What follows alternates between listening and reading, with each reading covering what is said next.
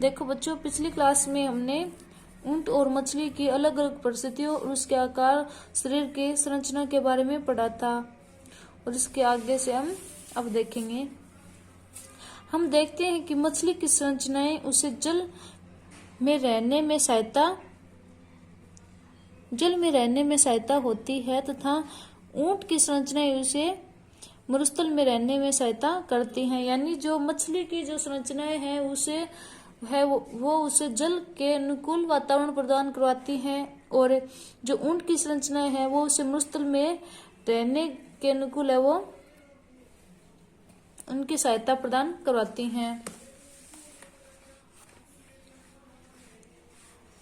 हमने पृथ्वी पर पाए जाने वाले असंख्य प्रकार के जंतुओं में से केवल 2 उदाहरण लिए। यानी हमने पृथ्वी पर रहने वाले असंख्य प्रकार यानी बहुत प्रकार के जंतुओं में से केवल हमने 2 उदाहरण देखे हैं। हम देखते हैं कि सजीवों की इन सभी किस्मों में ऐसी कुछ विशिष्ट संरचनाएं होती हैं जो उसे अपने परिवेश में रहने योग्य बनाती हैं।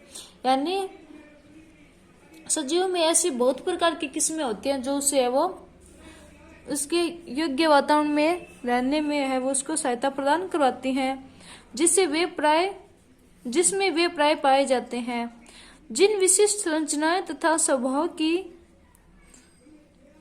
उपस्थिति किसी पौधे अथवा जंतु को उसके परिवेश में रहने के योग्य बनाती है उसे अनुकूलन कहते हैं। यानी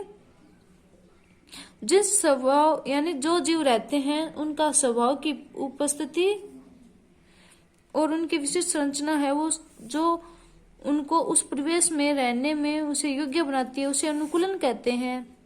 विभिन्न जंतु भिन्न परिवेश के प्रति अलग रूप से अनुकूलित होते हैं। यानी प्रत्येक जंतु है वो अपने अपने परिवेश के लिए वह अलग अलग रूप से अनुकूलित होता है।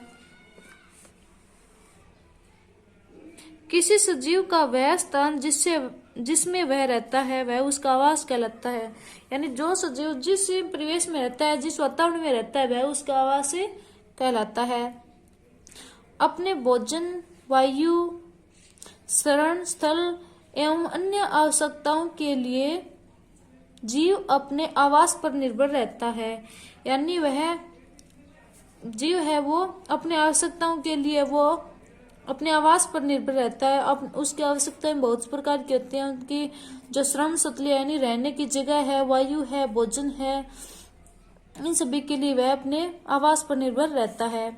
आवास का अर्थ है वासस्थान यानी एक घर। यानी आवास का अर्थ होता है एक घर।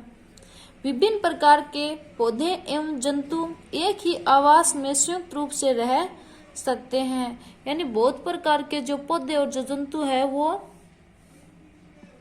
एक ही आवास में बहुत संयुक्त रूप से रह सकते हैं।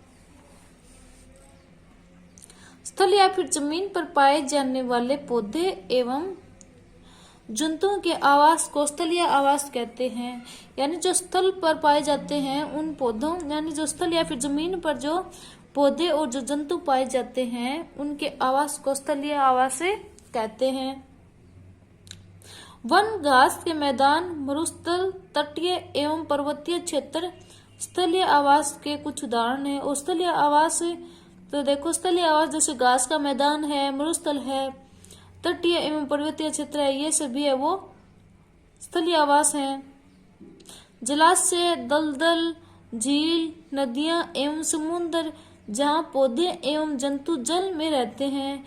यानी जो पौधे जल में रहते हैं जो पौधे एवं जंतु जल में रहते हैं वह उसका जलीय आवास होता है। जैसे भी जलाशय में रहने वाले पौधे एवं जंतु, दलदल में रहने वाले झील, नदियां, समुद्र, इन सभी में जो रहने वाले जो पेड़ पौधे हैं और जो जंतु हैं वह उनका जलीय आवास होता है। विश्व के विभिन्न भागों में पाए जाने वाले वनों, घास के मैदानों, मरुस्थलों, तटीय एवं पर्वतीय क्षेत्रों में बहुत विषमताएं हैं। यानी उनके है वो बहुत प्रकार के उनकी अलग अलग परिस्थितियां हैं। यह सभी जलीय आवासों के लिए भी सत्य है और यह सभी जलीय आवासों के लिए भी सत्य है। किसी आवास में पाए जाने वाले सभी जीव जैसे कि पौधे एवं जंतु उसके जैव घटक हैं।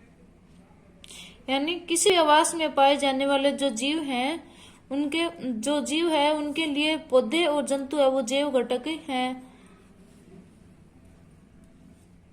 चट्टान, मिट्टी, वायु एवं जल जैसी अनेक निर्जीव वस्तुएं आवास के अजैव घटक हैं। और देखो जैसे चट्टान है, मिट्टी है, वायु है, जल है, ये सभी जो निर्जीव वस्तुएं हैं वो इस आवास के वो अजैव घटक है, जबकि जैविक घटक जो पौधे और जंतु है वो जैविक घटक है और ये सभी अजैविक घटक हैं। सूर्य का प्रकाश एवं उष्मा भी परिवेश के अजैव घटक हैं और जो सूर्य का प्रकाश और जो उष्मा है वो भी अजैव घटक हैं।